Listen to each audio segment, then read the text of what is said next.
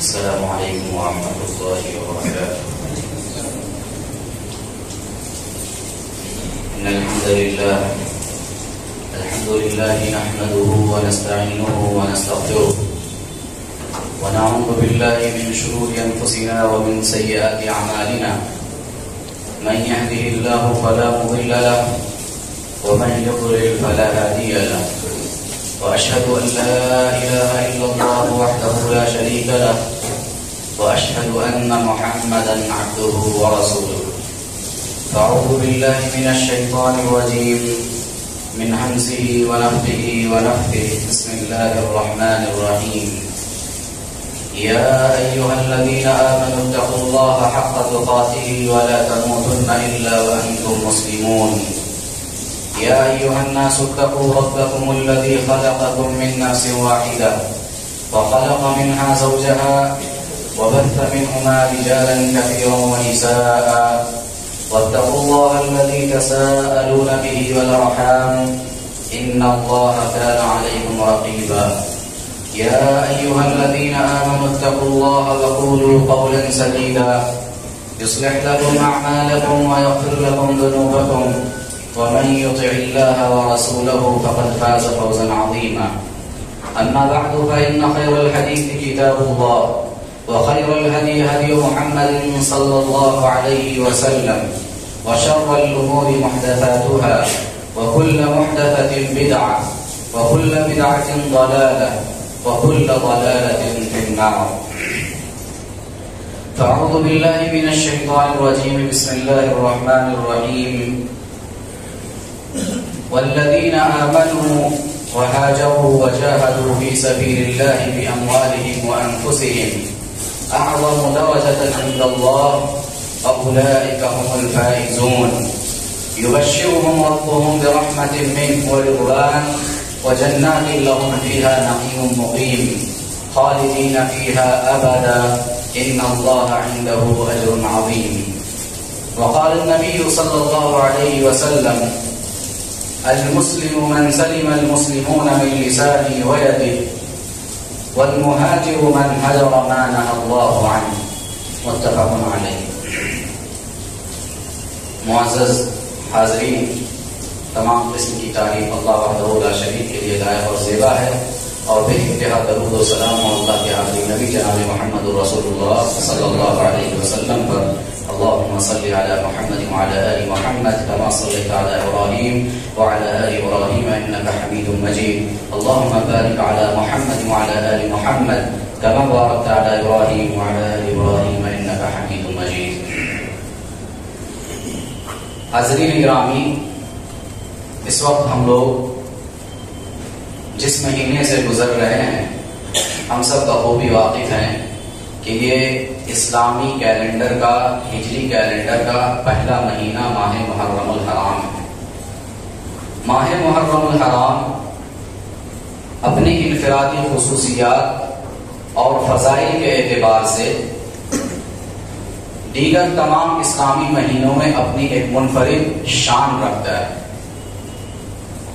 ساری فضیلتیں ایک طرف، اس کی اہمیت اور فضیلت کو بتلانے کے لیے پیارے نبی صلی اللہ علیہ وسلم کی صرف ایک حدیث کافی ہے. آپ صلی اللہ علیہ وسلم نے فرمایا: افضل الصیام بعد رمضان شہر اللہ المحرم. کہا کہ رمضان کے روزوں کے بعد سب سے افضل روزے اگر کسی مہینے کے ہیں تو وہ اللہ کے مہینے ماہ محرم الحرام کے روزے. یہاں دیکھیے حدیث میں پیارے نبی صلی اللہ علیہ وسلم نے ماہ محرم الحرام کو اللہ کا مہینہ قرار دیا. حالانکہ سال کے اندر 12 مہینے ہیں اور سارے مہینے اللہ رب العالمین ہی کے ہیں، اللہ کے بنائے ہوئے ہیں، اللہ کے مقرر کردہ ہے. لیکن پیارے نبی صلی اللہ علیہ وسلم نے ماہ محرم کو اللہ کا مہینہ خصوصی طور پہ کہا. اس سے اس مہینے کی اہمیت، اس کی عظمت اور اس کی فضیلت معلوم ہوتی ہے. ٹھیک اسی طرح سے جیسے ہم خانہ کعبہ کو بیت اللہ کہتے ہیں، یعنی اللہ کا گھر. بیت اللہ کا مطلب اللہ کا گھر، خانہ کعبہ کو کہتے ہیں. حالانکہ روئے زمین پر جتنی مسجدیں ہیں سب کے سب بیت اللہ ہیں، سب اللہ ہی کے گھر ہیں. لیکن خانہ کعبہ کو خاص طور پہ جب نام لیا جاتا ہے تو بیت اللہ کہا جاتا ہے، اس لیے کہ خانہ کعبہ کا مقام اور اس کا مرتبہ ہی کچھ اور ہے، اس کی اہمیت، اس کی فضیلت اور اس کا مقام بتلانے کے لیے اسے بیت اللہ کہا جاتا ہے۔ اسی طرح سے حضرت صالح علیہ السلام کو اللہ رب العالمین نے جو معجزے کے طور پہ اونٹنی عطا کی تھی، جو پہاڑ سے حاملہ اونٹنی نکلی تھی، قرآن مجید کے اندر اس اونٹنی کو بھی قرآن میں کیا کہا گیا؟ کہا ناقۃ اللہ، یہ اللہ کی اونٹنی ہے کہا گیا۔ حالانکہ جتنی اونٹنیاں ہیں، جتنے اونٹ ہیں، جتنے جانور ہیں، یہ بھی سب کے سب اللہ کے ہیں، اللہ کی مخلوق ہیں، اللہ نے ان تمام کو پیدا کیا، لیکن خاص طور پہ حضرت صالح علیہ السلام کی اس اونٹنی کو ناقۃ اللہ کہنا، اللہ کی اونٹنی کہنا، اس سے اس اونٹنی کے مقام و مرتبے کا تعین ہوتا ہے۔ ٹھیک اسی طریقے سے پیارے نبی صلی اللہ علیہ وسلم نے جب حدیث میں یہ کہا کہ یہ مہینہ ماہ محرم الحرام، یہ شہر اللہ ہے، اللہ کا مہینہ ہے، تو اس سے دیگر تمام مہینوں پر اس کی فضیلت معلوم ہوتی ہے۔ حضرات، عام طور پہ ہم دیکھتے ہیں کہ ماہ محرم الحرام کے اوپر تقریریں ہوتی ہیں، اس کی فضیلت اور اس کے مناقب کے حوالے سے۔ ماہ محرم الحرام کی ایک انفرادی خصوصیت یہ بھی ہے کہ یہ اسلامی سال کا سب سے پہلا مہینہ ہے، ہجری کیلنڈر کا سب سے پہلا مہینہ ہے۔ ہم تاریخ کی کتابوں میں، سیرت کی کتابوں میں دیکھتے ہیں کہ جب اسلامی سلطنت دور دراز کے ملکوں تک اور علاقوں تک پھیلتی چلی گئی، مسلمان دور دراز کے علاقوں میں بسنے لگے، تو اس وقت حضرت عمر بن خطاب رضی اللہ عنہ کا دور تھا، آپ امیر المومنین تھے۔ حضرت ابو موسیٰ اشعری رضی اللہ عنہ نے غالباً آپ کو یہ خط لکھا کہ آپ کی جانب سے ہمارے پاس، گورنروں کے پاس جو خطوط آتے ہیں یا ہمارے خطوط جو آپ کے پاس جاتے ہیں، ان کے اندر تاریخ لکھی ہوئی نہیں ہوتی، جس کی وجہ سے بہت سارے مسائل پیدا ہوتے ہیں، کنفیوژنز ہوتے ہیں، تو آپ کوئی ایسا عملی اقدام اٹھائیے کہ جس سے یہ مسئلہ حل ہو جائے۔ حضرت عمر بن خطاب رضی اللہ عنہ نے اپنے اراکین شورا کو جمع کیا، مجلس شورا کو جمع کیا، اور سب سے یہ مشورہ طلب کیا کہ اسلامی مہینے، اسلامی سال اور ہجری کیلنڈر کا آغاز کرنا ہے، تو اس کے لیے کس چیز کو بنیاد بنایا جائے، کس چیز کو عنوان بنایا جائے۔ تو صحابہ کرام جو آپ کے مجلس شورا میں تھے، طرح طرح کے مشورے دیے۔ بعض صحابہ نے کہا کہ آپ صلی اللہ علیہ وسلم کی جب ولادت ہوئی تھی، آپ کی ولادت کو اس کے لیے عنوان بنایا جائے۔ بعض صحابہ نے کہا کہ آپ کی بعثت جب ہوئی، جب آپ کو نبی بنایا گیا، اس کو عنوان بنایا جائے، اور بعض صحابہ نے کہا کہ آپ کی وفات کو عنوان بنایا جائے۔ حضرت علی رضی اللہ عنہ نے اس سب سے ہٹ کے ایک مشورہ دیا کہ ہجرت، اگر اسلامی سال کا آغاز کرنا ہے، وہ کیلنڈر بنانا ہے، تو اس کے لیے سب سے بہتر یہ ہوگا کہ ہجرت کو عنوان بنایا جائے، پیارے نبی صلی اللہ علیہ وسلم کی ہجرت کو عنوان بنایا جائے۔ کیوں؟ اس لیے کہ اللہ رب العالمین نے دین کو جو غلبہ عطا کیا وہ ہجرت کے بعد اصل میں عطا کیا۔ اس سے پہلے مسلمان اور ہم سارے لوگ مکے کے اندر مظلومانہ زندگی گزارتے تھے، مظلومیت کی زندگی گزار رہے تھے، پھر وہاں سے اللہ رب العالمین نے ہجرت کا حکم دیا۔ طرح طرح کی قربانیاں برداشت کرنے کے بعد ہم نے اپنے ملک کو چھوڑا، اپنے وطن کو چھوڑا، مدینہ ہم نے ہجرت کیا، یہ ساری صعوبتیں برداشت کی۔ اس کے بعد یہاں سے اللہ رب العالمین نے فتح اور غلبے کا دروازہ کھولا۔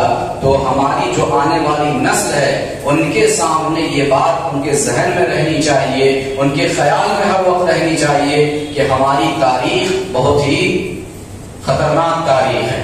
یعنی ہمارے جو اسلاف تھے، ہمارے پاس جو اسلام کا یہ پیغام پہنچا ہے، جو دین ہم تک پہنچا ہے، یہ ایسے ہی نہیں پہنچ گیا، بلکہ اس کے پیچھے بہت ساری قربانیاں ہیں، بہت ساری قربانیاں ہیں، بہت سارے چیلنجز کو ہمارے اسلاف نے پیش کیا تھا۔ ان ساری قربانیوں کو اپنی نظر میں رکھیں ہماری آنے والی نسلیں۔ اس لیے بہتر یہ ہے کہ ہجرت کو ہجری کیلنڈر اور اسلامی کیلنڈر بنانے کے لیے عنوان بنایا جائے۔ چنانچہ یہ مشورہ صحابہ کرام کو پسند آیا، امیر المومنین عمر بن خطاب رضی اللہ عنہ کو پسند آیا، اور پھر آپ نے ہجری کیلنڈر کی وہاں سے شروعات کی۔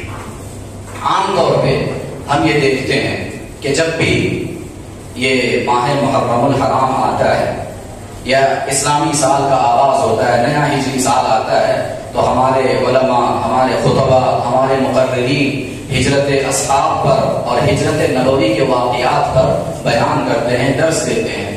صحابہ کرام کی قربانیوں کا تذکرہ ہوتا ہے، ہجرت کے سلسلے میں ان کی جو قربانیاں تھیں ان قربانیوں کا تذکرہ ہوتا ہے، اپنے محبوب وطن کو چھوڑ کر کے دیار غیر کو اپنا مسکن بنانے کا تذکرہ ہوتا ہے، اپنے ماں باپ بیوی بچے حتیٰ کہ اپنے گھر بار سب کو چھوڑ کر کے ایک الگ ہی اجنبی شہر میں جا کر کے وہاں زندگی گزارنے کا جتنی جو قربانی دی تھی وہ سب کا تذکرہ ہوتا ہے۔ اور یہ ہونا چاہیے، ہجرت کا جو عمل ہے واقعی بڑا ہی عظیم عمل ہے، بڑا عظیم عمل ہے ہجرت کا عمل۔ پیارے نبی صلی اللہ علیہ وسلم کی حدیث ہم سیرت کی کتابوں میں پڑھتے ہیں، تاریخ کی کتابوں میں پڑھتے ہیں، اللہ اکبر، اتنی خوب جگہ داستانیں ہیں کہ سبحان اللہ، معمولی بات نہیں کہ انسان اپنے محبوب وطن کی ان مانوس اور محبوب گلیوں کو چھوڑ کر کے انہیں خیر آباد کر کے کہہ کر کے ایسے سرزمین میں چلا جائے جہاں اس کا اپنا کوئی نہ ہو، لیکن صحابہ کرام نے ایسا کیا۔ معمولی بات نہیں کہ انسان اپنے والدین، اپنے بیوی بچوں اور اپنے اعزاء و اقارب اور دوست و احباب کو ایک حکم الہی پر ہمیشہ کے لیے ان سے جدائی اختیار کر لے، لیکن صحابہ کرام نے ایسا کیا۔ اور معمولی بات نہیں کہ انسان اپنے خون پسینے سے کمایا ہوا مال و منال، زمین و جائیداد، حتیٰ کہ اسباب و گھر بار سب کچھ چھوڑ کر کے راہ الہی میں اپنے آپ کو قربان کر دے اور اپنے وطن کو چھوڑ کر کے دیار غیر میں اپنا مسکن بنا دے۔ یہ کوئی معمولی بات نہیں، لیکن صحابہ کرام نے ایسا کیا۔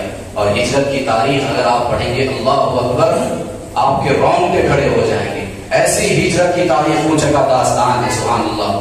تاریخ کی کتابوں میں، سیرت کی کتابوں میں آتا ہے کہ اللہ اکبر، صحابہ کرام نے ہجرت جو کی، ایسی ہجرت کی کہ تاریخ میں ایسی مثال کہیں نہیں پائی جاتی ہے۔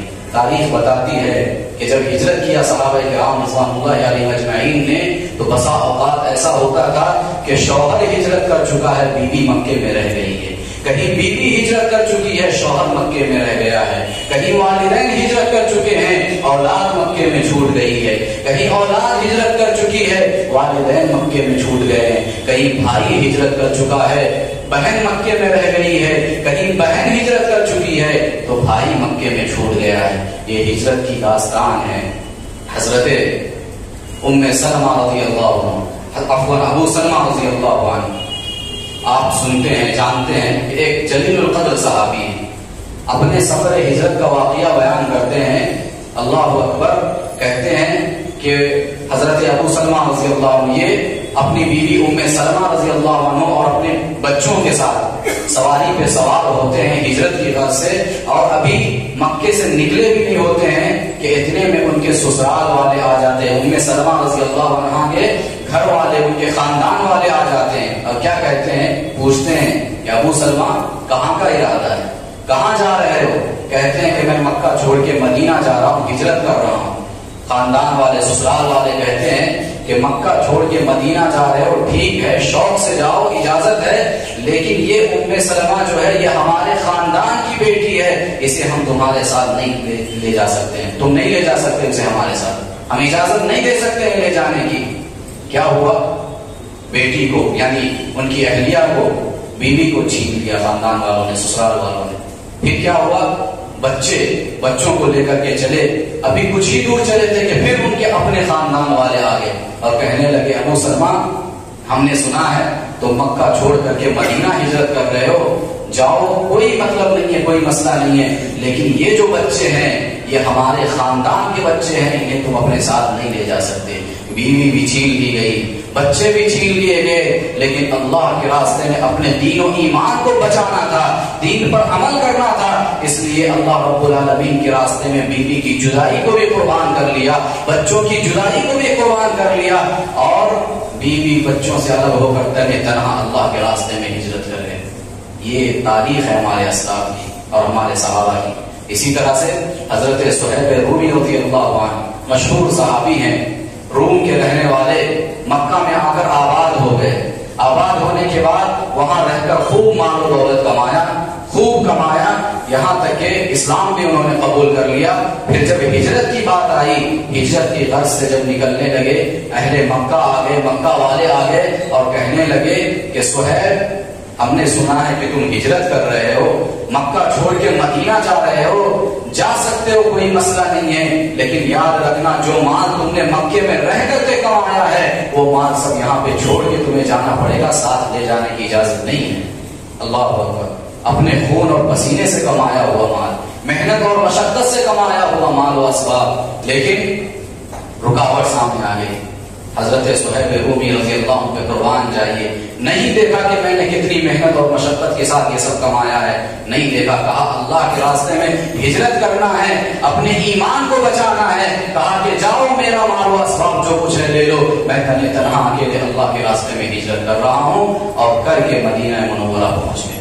یہ تاریخ ہے ہمارے اسلاف کی، ایسی ایسی قربانیاں دی ہیں کہ اللہ اکبر، ہجرت کا یہ عمل بڑا عظیم عمل ہے اور بہت ہی بڑا عمل ہے۔ اسی لیے قرآن مجید کے اندر اللہ رب العالمین نے ایسے ہجرت کرنے والوں کے لیے اور اسلام کے لیے ایسے قربانی دینے والوں کے لیے بڑا اجر عطا کر رکھا ہے اور مقرر کر رکھا ہے۔ قرآن مجید کی آیت ہے، اللہ نے کہا والذین آمنوا وہاجروا وجاہدوا فی سبیل اللہ باموالہم وانفسہم اعظم درجۃ عند اللہ واولئک هم الفائزون، کہا کہ وہ لوگ جنہوں نے اللہ پر ایمان لایا، جنہوں نے ایمان لایا اور اللہ کے راستے میں جنہوں نے ہجرت کی اور اپنی جان اور مال کے ذریعے سے اللہ کے راستے میں جہاد بھی کیا، کہا اعظم درجۃ عند اللہ، یہ وہ لوگ ہیں جو مقام و مرتبے کے اعتبار سے اللہ رب العالمین کے نزدیک بہت ہی اعلیٰ ہے اور بہت ہی اونچے ہیں، اولئک هم الفائزون، اور کہا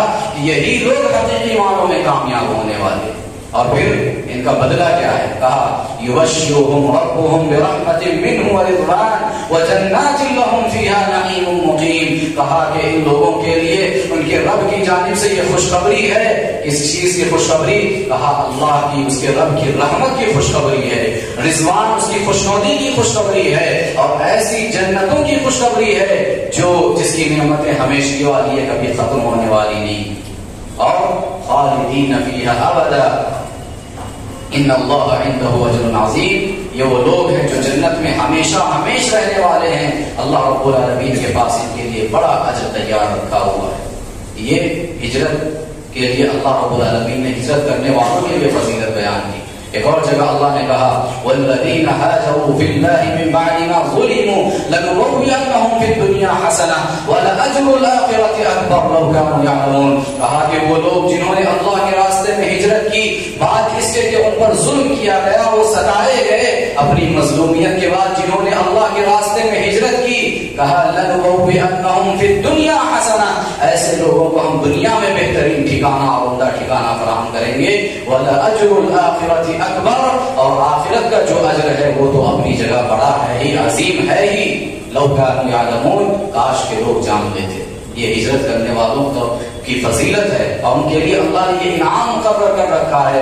اتنا ہی نہیں بلکہ اللہ رب العالمین نے تو یہاں تک فرمایا، کہا وَمَن يَخْرُجْ مِن بَيْتِهِ مُهَاجِرًا إِلَى اللَّهِ وَرَسُولِهِ ثُمَّ يُدْرِكْهُ الْمَوْتُ فَقَدْ وَقَعَ أَجْرُهُ عَلَى اللَّهِ، کہا کہ وہ شخص جو اللہ اور اس کے رسول کی طرف ہجرت کرنے کے لیے اپنے گھر سے نکلا ہے، ابھی نکلتا ہے، منزل کو پہنچا نہیں ہے، جہاں کا ارادہ کیا تھا وہاں پہ پہنچا نہیں ہے، صرف ابھی گھر سے نکلا ہے، راستے میں اس کی وفات ہو جاتی ہے، اس کا انتقال ہو جاتا ہے، کہا وقع اجرہ علی اللہ، ایسے شخص کا اجر اللہ رب العالمین کے پاس ثابت ہو چکا ہے۔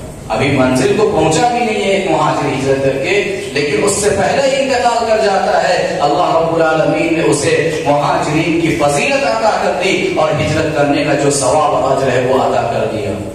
یہ اللہ رب العالمین نے ایسے لوگوں کے لیے انعام مقرر کیا ہے۔ اور حدیث میں بھی دیکھیے، پیارے نبی صلی اللہ علیہ وسلم نے فرمایا، حضرت عمرو بن عاص رضی اللہ عنہ ایک مرتبہ آپ صلی اللہ علیہ وسلم کے پاس آتے، ابھی اسلام قبول نہیں کیے تھے، آپ صلی اللہ علیہ وسلم کے پاس آتے ہیں اور کہتے ہیں اللہ کے نبی صلی اللہ علیہ وسلم آپ اپنا ہاتھ آگے بڑھائیے، میں آپ کے ہاتھ پر بیعت کرنا چاہتا ہوں، اسلام قبول کرنا چاہتا ہوں۔ پیارے نبی صلی اللہ علیہ وسلم اپنا ہاتھ آگے بڑھاتے ہیں، جب آپ اپنا ہاتھ آگے بڑھاتے ہیں تو حضرت عمرو بن عاص رضی اللہ عنہ اپنے ہاتھ کو پیچھے کر لیتے ہیں۔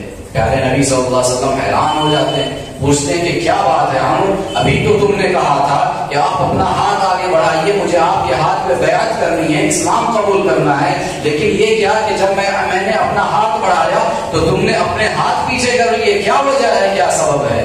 حضرت عمرو بن عاص رضی اللہ عنہ نے کہا اے اللہ کے نبی صلی اللہ علیہ وسلم، میں ایک شرط پر آپ کے ہاتھ پہ بیعت کرنا چاہتا ہوں، وہ شرط اگر منظور ہے تو بولیے میں اسلام قبول کرتا ہوں، ورنہ اسلام قبول نہیں کروں گا۔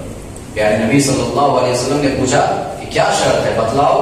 کہا کہ شرط یہ ہے کہ میں اسلام اگر قبول کروں تو میرے گزشتہ سارے گناہ معاف ہو جانے چاہیے۔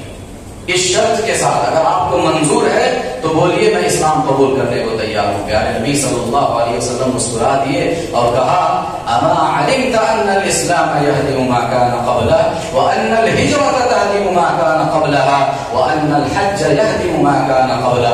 صحیح مسلم کی روایت ہے، پیارے نبی صلی اللہ علیہ وسلم نے حضرت عمرو بن عاص رضی اللہ عنہ کی اس بات کو سن کے کہا کہ اے عمرو، کیا تمہیں یہ نہیں معلوم ہے کہ اسلام کا قبول کر لینا ہی یہ ایک ایسا عمل ہے جس سے انسان کے گزشتہ سارے گناہ از خود معاف ہو جاتے ہیں، اور وَأَنَّ الْهِجْرَةَ تَهْدِمُ مَا كَانَ قَبْلَهَا، ہجرت ایک ایسا عمل ہے جس سے انسان کے گزشتہ سارے گناہ خود بخود معاف ہو جاتے ہیں۔ وَأَنَّ الْحَجَّ يَهْدِمُ مَا كَانَ قَبْلَهَا، اور کہا کہ حج بھی وہ عظیم عمل ہے جس سے انسان کے گزشتہ سارے گناہ معاف ہو جاتے ہیں اور دھل جاتے ہیں۔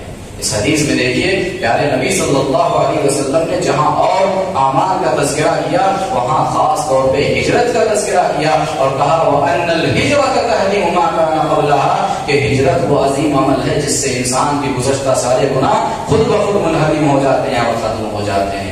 یہ ساری فضیلتیں مہاجرین صحابہ کرام رضوان اللہ علیہ مجمعین کے حصے میں آئی، دنیا میں بھی اور آخرت میں بھی اس کا فائدہ انہیں ہوگا، اور آئندہ بھی اگر کوئی شخص اپنے ایمان کے تحفظ کے لیے، اس کے بقا کے لیے اللہ کے راستے میں ہجرت کرے گا اسے بھی یہ ساری فضیلتیں حاصل ہوں گی کہ پیارے نبی صلی اللہ علیہ وسلم نے فرمایا لا تنقطع الهجرة حتى تنقطع التوبة ولا تنقطع التوبة حتى تطلع الشمس من مغربها، کہا کہ ہجرت کا سلسلہ اس وقت تک ختم نہیں ہوگا جب تک کہ توبے کا دروازہ بند نہ ہو جائے، اور توبے کا دروازہ کب بند ہوگا؟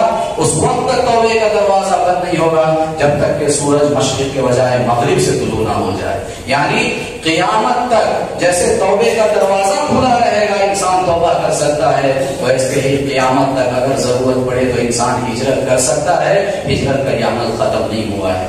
لیکن حاضرین گرامی، یہ جو ہجرت ہے یہ ہجرت کی ایک قسم ہوئی جسے ہجرت ظاہری کہا جاتا ہے۔ ہجرت ظاہری ایک ملک کو چھوڑ کر کے دوسرے ملک میں چلا جانا، ایک شہر کو چھوڑ کر کے دوسرے شہر میں چلے جانا، یہ ہجرت ظاہری۔ ہجرت کی ایک دوسری قسم ہے جس کا نام ہے ہجرت باطنی۔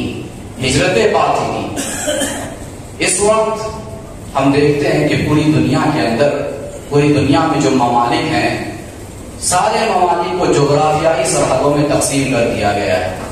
ہم ہندوستان والے یا کوئی بھی ملک والے دوسرے ملک میں بغیر اجازت کے داخل نہیں ہو سکتے، جانے کے لیے وہاں کے لیے پاسپورٹ بنانا پڑے گا، اجازت لینی پڑے گی، اور اس کی بھی ایک مدت ہے، اتنی مدت تک آپ وہاں رہ سکتے، ہمیشہ کے لیے آپ نہیں رہ سکتے۔ یہ آج پوری دنیا کو جغرافیائی سرحدوں میں تقسیم کر دیا گیا ہے۔ تو اس اعتبار سے ہاں، اگر ایک ہی ملک کے اندر ایک علاقے سے دوسرے علاقہ، ایک شہر سے دوسرا شہر، ایک صوبے سے دوسرا صوبہ، اگر انسان اس طرح سے ہجرت کرنا چاہے اور جہاں یہ جانے کا ارادہ رکھتا ہو وہاں اگر انسان سیف رہ سکتا ہے، آزادی کے ساتھ اپنے مذہب پر عمل کر سکتا ہے، تو یہ ہجرت بھی جائز ہے، کوئی مسئلہ نہیں۔ لیکن جہاں تک ملک بدلنے کی بات ہے تو آج جغرافیائی سرحدوں کی وجہ سے یہ ہجرت ظاہری تو ناممکن ہے، لیکن ہجرت باطنی ممکن ہی ممکن ہے، وہ ناممکن نہیں ہے۔ ہجرت ظاہری ہر شخص پر لازم ہے، ضروری ہے اور واجب ہے، لیکن سوال یہ ہے کہ آخر ہجرت باطنی کیا ہے؟ ہجرت ظاہری بھی، ہجرت باطنی ہر شخص پر لازم ہے، ضروری ہے، لیکن ہجرت باطنی ہے کیا؟ ہجرت باطنی گناہوں اور نافرمانیوں کو چھوڑ کر اللہ کی اطاعت و فرما برداری کی طرف آنا، یہ ہجرت باطنی ہے۔ غیر اللہ کی عبادت سے اللہ کی عبادت کی طرف آنا، یہ ہجرت باطنی ہے۔ شرک و بدعات سے توبہ کر کے توحید و سنت کی طرف آنا، یہ ہجرت باطنی ہے۔ غیر اللہ کو پکارنے سے اللہ واحد کو پکارنے کی طرف آنا ہجرت باطنی ہے.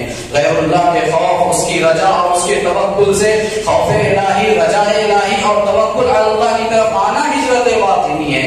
بری صحبت اور بری ہمنشینی کو چھوڑ کر اچھی صحبت اور اچھی ہمنشینی کو اختیار کرنا یہ ہجرت باطنی ہے.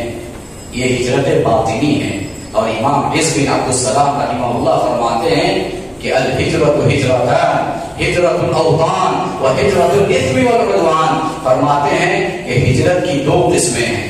ہجرت کی دو قسمیں ہیں. ایک ہجرت الاوطان ہے، وطن کی ہجرت، ملک کو چھوڑنے کی ہجرت، اور دوسری ہجرت ہجرت الاثم والعدوان، گناہوں اور نافرمانیوں کو چھوڑنے کی ہجرت. اور پھر آگے کیا کہتے ہیں؟ وَأَفْضَلُهُمَا هِجْرَةُ الْإِثْمِ وَالْعُدْوَانِ لِمَا فِيهَا مِنْ إِرْضَاءِ الرَّحْمَنِ وَإِرْغَامِ النَّفْسِ وَالشَّيْطَانِ.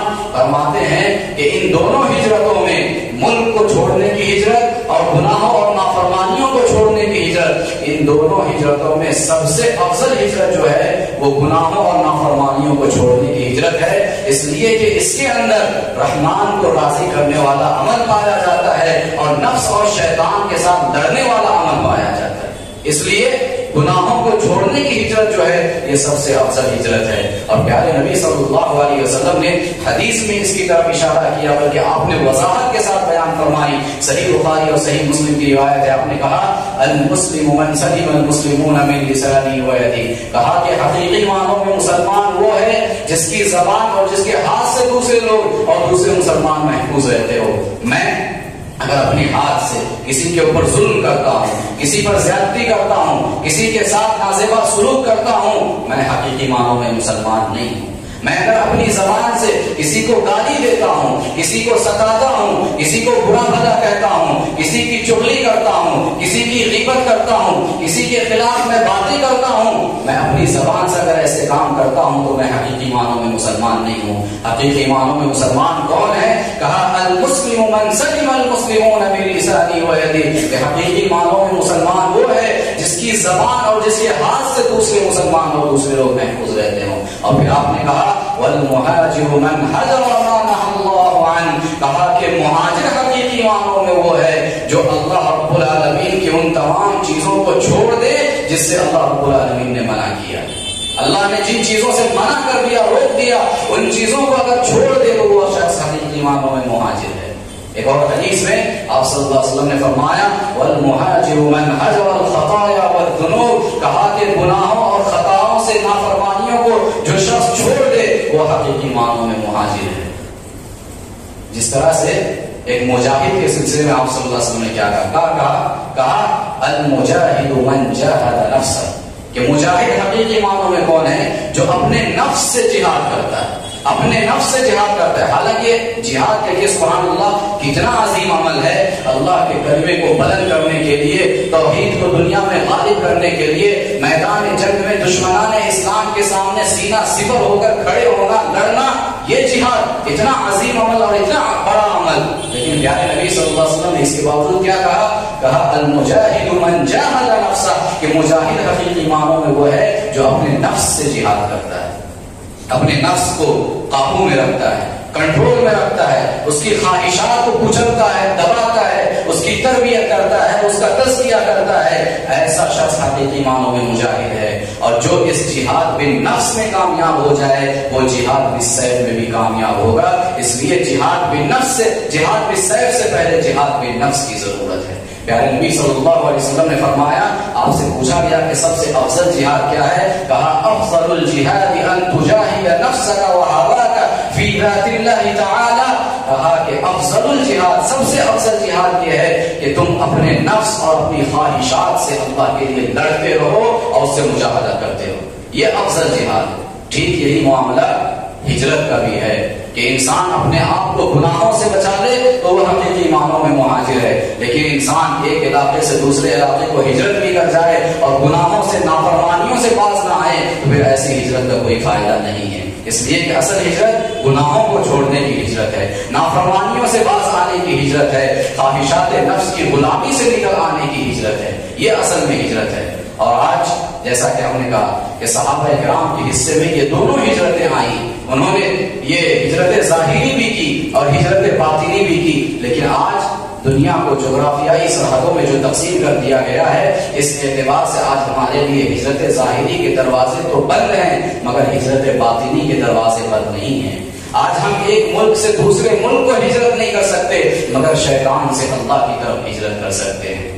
آج ہم توحید و سنت، شرک و بدعات سے توحید و سنت کی طرف ہجرت کر سکتے ہیں، ناجائز اور حرام سے جائز اور حلال کی طرف ہم ہجرت کر سکتے ہیں، آپسی نفرت و عداوت سے باہمی الفت و محبت کی طرف ہجرت کر سکتے ہیں، ظلم و ستم سے رحم و کرم اور ناانصافی اور حق تلفی سے اسلام کے نظام عدل و انصاف کی طرف ہجرت کر سکتے ہیں، بری صحبت اور بری ہم نشینی سے اچھی صحبت اور اچھی ہم نشینی اور برے دوستوں سے اچھے دوستوں کی طرف، نیک دوستوں کی طرف ہم ہجرت کر سکتے ہیں، اور بے جملہ من چاہی زندگی کو چھوڑ کر کے رب چاہی زندگی کی طرف ہم ہجرت کر سکتے ہیں۔ یہ ہجرت باطنی کے دروازے ہمارے لیے کھلے ہوئے ہیں اور ہر شخص پر لازم ہے، ضروری ہے کہ وہ ہجرت باطنی کرے، اور یقین جانیے کہ اگر ہم ہجرت ظاہری نہ صحیح، ہجرت باطنی بھی اگر ہم کر لیتے ہیں، گناہوں سے اپنے آپ کو بچا لیتے ہیں، تو رب العالمین کی نصرت، اس کی تعریف اور اس کی مدد قدم قدم پر ہمارے شامل حال ہو سکتی ہے اور ہمیں حاصل ہو سکتی ہے۔ اس لیے ان تمام چیزوں کا تعلق انسان کے اسلام اور ایمان سے ہے، اور قرآن مجید نے کہا وَأَنْتُمُ الْأَعْلَوْنَ إِن كُنتُم مُؤْمِنِينَ، تم ہی سربلند رہو گے، غالب رہو گے، شرط یہ ہے کہ تم حقیقی معنوں میں مومن بن جاؤ۔ اور اسی طرح سے حضرات ایک آخری بات کہہ کر کے میں اپنی بات کو ختم کروں گا کہ اگر ہم غور کریں گے تو دیکھیے پتہ چلے گا کہ اسلامی سال کا آغاز بھی حرمت والے مہینے سے ہوتا ہے اور اس کا اختتام بھی حرمت والے مہینے پہ ہوتا ہے۔ اسلامی سال کا آغاز ماہ محرم الحرام جس سے ہم اس وقت گزر رہے ہیں، یہ بھی حرمت والا مہینہ، اور اسلامی سال کا آخری مہینہ ذی الحج، ماہ ذی الحج، وہ بھی حرمت والا مہینہ ہے۔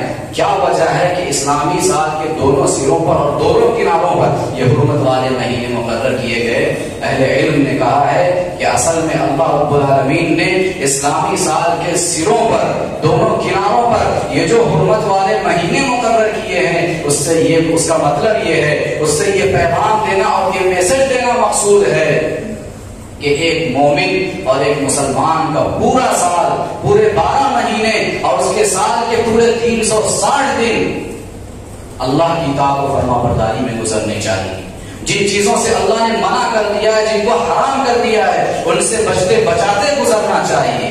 ایک مومن کی زندگی اور ایک مومن کا پورا سال اس طرح سے گزرنا چاہیے۔ اس لیے اللہ رب العالمین نے اسلامی سال کے دونوں سروں اور دونوں کناروں پر حرمت والے مہینے کو مقرر کیا ہے۔ اس لیے ضرورت ہے کہ ہم اس نئے سال کے موقع پر، نئے ہجری سال کے موقع پر اپنے آپ کو رب العالمین کی اطاعت و فرما برداری سے جوڑ دیں، رب العالمین کے رضا اور خوشنودی والے کام ہم اپنائیں، کہ یہی اصل میں ہجرت بھی ہے اور یہی اصل میں نئے ہجری سال کا پیغام بھی ہے۔ دعا ہے کہ رب العالمین ہم تمام لوگوں کو جو باتیں قرآن و سنت کی روشنی میں کہی گئی ہیں ان پر عمل کرنے کی توفیق عطا فرمائیں۔ اللہم آمین۔ وآخر دعوانا ان الحمد للہ رب العالمین۔ السلام علیکم۔